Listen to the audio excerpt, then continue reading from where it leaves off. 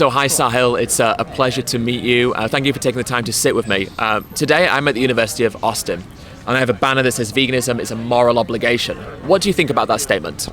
I think there's a few problems with saying veganism is a moral obligation. And I'd say the first one probably stems from the fact, and the easiest one is that it's a slippery slope. And obviously, a lot of the arguments saying that veganism is a moral obligation have to do with the fact that life it has inherent value, regardless of whether it's human life or animal life. And the problem then becomes with veganism is where do you draw the line? Sure, it's easy to say conscious life or sentient life has value as an arbitrary line, but then how you define consciousness begins to matter. And when you get into discussing whether or not plants are sentient, it's pretty, obviously normal humans can be like, no, obviously plants aren't sentient, they can't think. But there are some blurry lines there that probably should be cleared up before saying veganism, as it is currently described and propagated, is a moral obligation. Well, veganism is about reducing unnecessary harm, isn't it? It's about trying to take into consideration the life experiences of others. So what we have to do is, the first consideration we have to make is that we can't be perfect. That's the first consideration we have to make. The second consideration is that we have to eat something. Not someone, as we'll come on to in just a minute. So we have to eat something to survive. So our survival is predicated on the consumption of food. Now, back in the day when we had to consume animals, you could morally justify doing so out of the fact that we needed to survive. Obviously, in the modern day context, we don't, which is why this question becomes important. So to bring it back to what you're saying, veganism is about doing what is possible and practicable to reduce suffering. So if we recognize that there is this kind of gradient of sentience, which is absolutely true, there is of course a gradient to sentience, what we have to establish is what part of this gradient causes the least amount of suffering. And that would be the plants in this scenario, out of the food that we can consume. So veganism is a moral obligation because we're choosing what is possible and practical in the situation we have. And obviously that can change based on if we find out one day that, let's say, courgettes are really sentient, but broccolis aren't. We would say let's consume broccolis over courgettes. I'm being a little bit facetious, but what I'm saying is that the basic proponent of veganism is to do what is possible and practicable with the knowledge that we have. And as it currently stands, that makes eating plants to be the most morally justified act that we can partake in. Do you agree with that or disagree? I would disagree with that. I think it's a really interesting point and probably valid under the idea that it is unfeasible to survive without consuming plants. There are numerous examples, I say numerous, there are a few examples of people that have learned to control their body to the point where they no longer need to consume food. I would question the veracity of such people. Are you talking about breatharians? I'm not sure refutarians you're meaning, but I know for sure there's sadhus in India that have apparently mastered the art of meditation to the point where doctors have conducted studies on their bodies and they have the ability to empty and fill their bladder at will. They don't consume things. I'm not saying that's necessarily true, but I'm saying that's one possible avenue to consider. Do you think it's true? I think that there's probably more investigation that needs to be done, but the fact that they're alive means there must be some veracity to these statements. Or do you think that the fact that they're alive proves there's veracity to the statements, or do you think the fact that they're alive proves that maybe there's something disingenuous going on? Because I would opt for the latter. I think it's a possibility that something disingenuous is going on, but I would say that possibility is, in my mind, significantly lower, given the fact that it has been tested by numerous, it's scientific studies have been testing it, so I would say the veracity of them is less, is likely to be higher than if it was just some random person on the street claiming it. Sure. That being said, that's not necessarily the line of argument that I want to go down. I was just saying that that's a possibility. The line of argument that I'm particularly interested in would be why we draw the line where we draw the line on plants. It's easy to say, well, we can survive eating only plants, but why say we can survive eating only plants, and why do we value the suffering of, let's say, and I'm a vegetarian, so I don't consume meat, but I do consume animal products. Why do we value the suffering of, if it's not even the death of the animal, but rather just a byproduct of an animal, over what could be the strengthening of our body? For example, someone that doesn't eat a lot of protein in the form of eggs may not be as strong and may face suffering as a result of that they might not face if they consumed eggs. Well, the first thing to establish is that you can get all the protein you need from plants. So if someone stops eating eggs, that doesn't mean that they won't get protein from plants, because you can get all the protein you need from plants, so that's fine. The second thing is just to touch very briefly on dairy and eggs. These products aren't byproducts.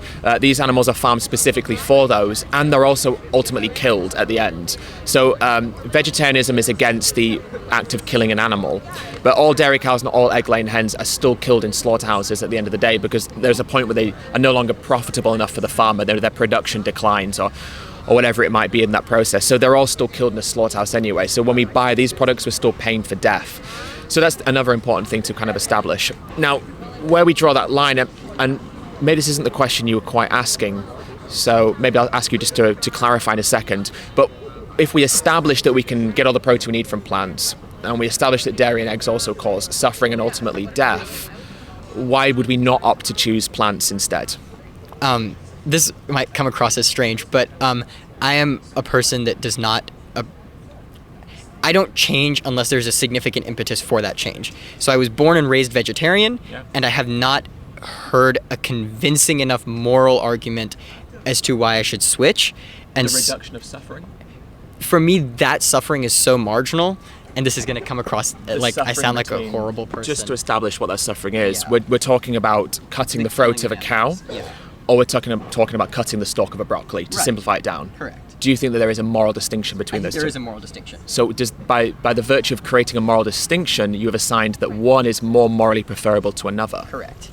And this is going to sound really bad, like, on me as a person, but when considering the suffering of, let's say, animals in theory, it is hard for me to justify switching my entire paradigm of how I live my life based on suffering that, one, I don't see, two, I can't fully quantify, and three, weighing it against, again, shifting the way I live my life entirely. But you do know it exists. Oh, I do know it exists. Yes. I agree with you that in a world where you are weighing it, in a world where switching the way you live your life costs nothing, veganism is probably a good idea. That world exists for you and I right now. But I don't think it costs nothing. I think making people shift the way they live their lives in and of itself is a difficult choice. But that doesn't make it not a morally just choice. Sometimes things are difficult and sometimes things are inconvenient, but almost every moral change that's happened in society has inconvenienced those who are benefiting. In this scenario, we are the oppressor. We're the one who's benefiting from this. So of course it's an inconvenience for us, but it's also a morally obligated thing to do to reduce suffering. So what has higher value? The suffering of others or our convenience? Again, that will depend on the value that we place on our convenience. And so it's in a world where the suffering of others is prioritized greater than our convenience, yes, veganism is... Do you value it higher or lower? For you, what's your convenience versus their suffering? For me, my convenience would be higher than the suffering. So let me lay out this convenience factor then. You have to eat 3 times a day. So where you get your food is from a supermarket, from a restaurant, or from a food delivery app. Every supermarket you go into has plant-based foods. So there's no inconvenience there because you just have to buy something else. The only inconvenience that exists is you have to make slight changes to the recipes you currently consume. Take out the non-vegan stuff, replace them with vegan stuff. Find some different alternatives that you like. But once you've done that, it's no longer an inconvenience because you've established what foods you like. You found recipes that you enjoy and you can implement that because you know where those foods are. So the inconvenience we're talking about is a mild inconvenience and it's a temporary inconvenience. So now the question becomes, is a mild temporary inconvenience worth more than the entire life of an animal, the suffering they endure and their actual life? What has higher value? Yeah. Again, I think that I agree with you, it's a temporary inconvenience. However, I think it's more than just changing, you're not just changing the food you pick out, you're not just changing the recipe you use, you're changing the entire way you think. Because the way I think right now is, I see meat, I don't eat it. Like my brain turns off and I go the other direction. But when I see an egg or I see milk, my brain doesn't turn off and I don't go the other direction.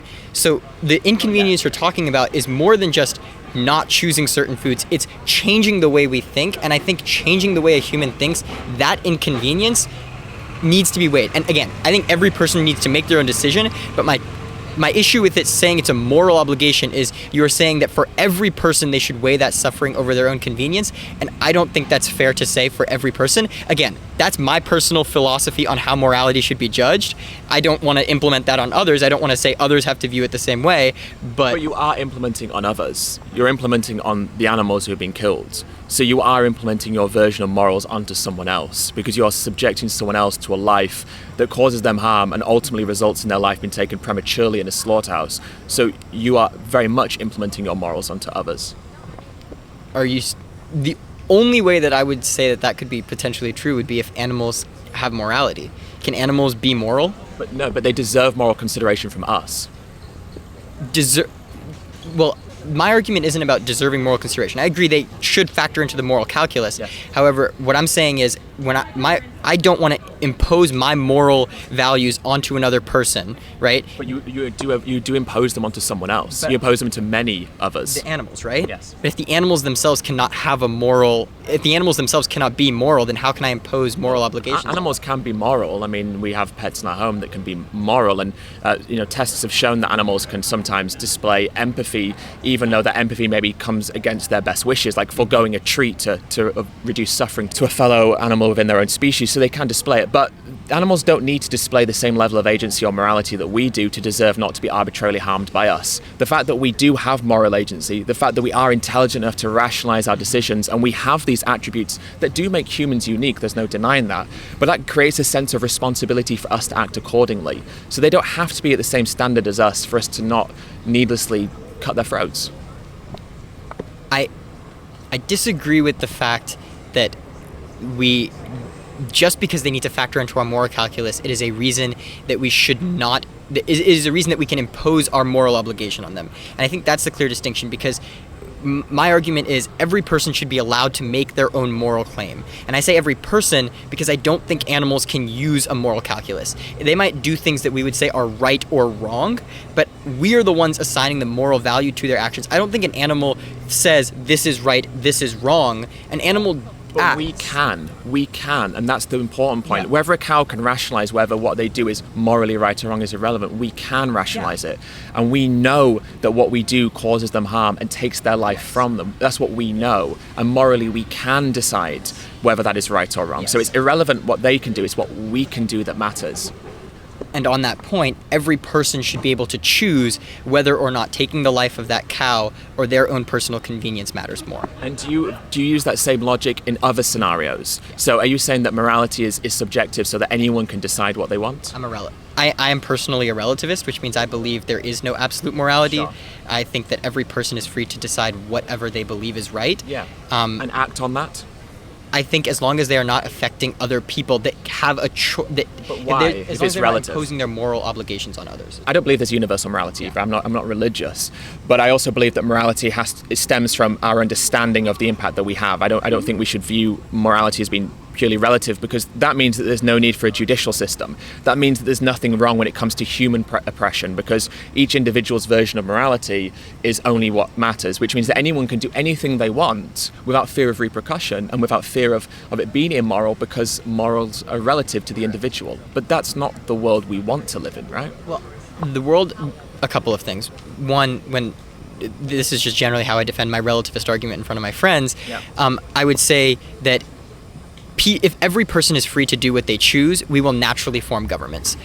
Because I think in a state of nature where this world that you're describing, where anyone can do anything they want and it's not considered immoral, I think that's true. That's the world that exists. The thing is, when one person wants to tyrannize over 10 people, those 10 people can also unite to prevent the tyranny from occurring, I think. Sure they can, but also outside of that, hurting someone else should be considered immoral. Like, let's say a situation where 10 people are harming one person and that one person can't stop them. Yeah. Are those 10 people justified to harm that one person because they've decided that individually they want to, and morally they don't have a problem with that? According to those 10 people, I would say they are morally justified. To harm someone else, and you think that's fine?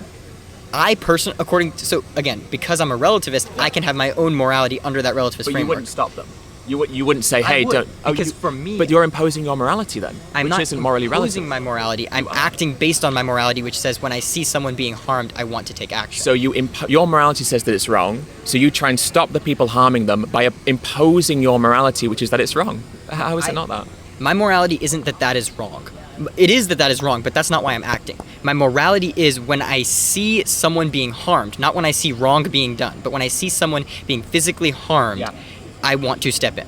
And do you step in? And I would step in. So you're imposing your morality. I'm not imposing. I am using. You're stepping in. You're correct. imposing. My morality is acting, but they themselves have a choice to act based on their I'm not forcing them to act based on my morality. You're trying to stop them. Correct. So you're trying to force them to stop. Correct. So you're imposing your morality. So you're saying that by making them not act according to their morality, I am forcing them to act by my morality. Absolutely. Fair, as long as they are trying to act by their morality, they are still acting morally, correct? No, I disagree. I think you make a very compelling argument, though. Thank you. I think, first of all, on just generally the vegan point, I think you are probably one of the most well-read, well-spoken people that I've ever run into on this point. So, thank you. Thank you for this conversation. And two, I think as I'm thinking about it more, I think you have an interesting argument about why relativism might be wrong. Again, this is something that I probably need to think about. I'm not going to change my entire paradigm instantly, but thank you. You're welcome. Well, thank you for the conversation. And look, this is why I do these discussions, is because I don't expect everyone to currently change their paradigm, currently change their mentality immediately, but I just hope that maybe we can have a conversation that causes both of us to think about things we don't often think about and stimulates maybe a dialogue afterwards just with ourselves about these issues. I think that's what's really important. So I just want to kind of tell you what my version of morality is and how I assign my morals to others. I think that when I view myself as a human, I've given myself moral worth. I've assigned myself moral value. And part of the reason I've done that is because I'm an individual who has experiences and feelings and has the capacity to kind of suffer and feel pleasure and pain, just very simplistically. And so I recognize that, morally speaking, that causing another human harm, whether that's for racist reasons, sexist reasons, homophobic reasons, whatever reason it might be that we arbitrarily harm other humans, I recognize that that's morally wrong, because these humans, like myself, are individuals with subjective experiences, who are sentient, who suffer, who feel pain. They basically fulfill the criteria that I do, and it's that criteria that has given me moral worth and moral value. So I think that, morally speaking, we should try and reduce suffering where we can. We can never be perfect, though. Now, that's a very easy line to draw. Back in the day, we didn't think of animals as being sentient. We didn't think of them as being conscious. We thought they were kind of like automatons, that we could just do what we like, and they were just these biological machines that didn't really have any capacity to experience or feel subjectively. But now we've learned that that's not the case. And particularly the animals who we exploit, they're very intelligent animals. Obviously, compared to us, we're more intelligent, but that doesn't mean that they're not intelligent. They're still sentient, they're still conscious, they still have capacities to experience, suffer, feel pain, all of these things. And if I've assigned moral worth to my life based on that, and I've assigned moral worth to human life based on that, and I think that, morally speaking, we should reduce suffering where we can, as soon as I establish that the animals who we farm fulfill this same criteria that I've used to assign moral worth, my pursuit in the reduction of suffering has to encapsulate them. So I just think that morality is an ever-changing, ever-evolving thing based on knowledge and our understanding and our evolution as humans, both intellectually as well as physically. And that's why non-human animals deserve moral consideration, and just basic moral consideration, to not be arbitrarily harmed and killed. That makes sense. Thank you so much. Thank you so much. Yeah, thank you. Have a great day.